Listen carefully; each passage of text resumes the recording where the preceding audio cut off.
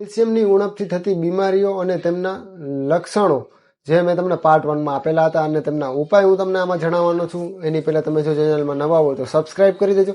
વિડીયોને સ્કીપ કર્યા વગર એન્ડ સુધી જોજો, કેમ કે આવા વિડીયો તમને બીજે જોવા નહીં મળે અને આવી માહિતી પણ તમને બીજે જોવા નહીં મળે.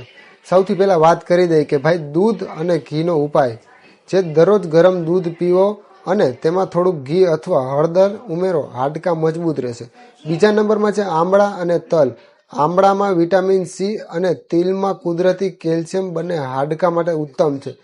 ત્રીજા નંબરની વાત કરીએ તો કે અશ્વગંધા જે છે એ છે તમારે અને સતાવરી ચૂર્ણ, જે હાડકાની વૃદ્ધિ અને હાર્મોન સંતુલન માટે ઉપયોગી છે. ચોથા નંબરની વાત કરીએ તો કે સિંધાલુણ મીઠું અને સૂર્યપ્રકાશ છે.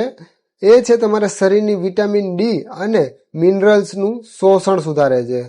પાંચમા નંબરની વાત કરીએ તો કે આહાર.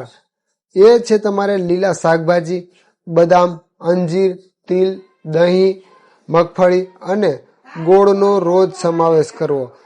અને આ વિડીયો જો તમને ગમે તો લાઈક કરી દેજો અને શેર કરવાનું ભૂલતા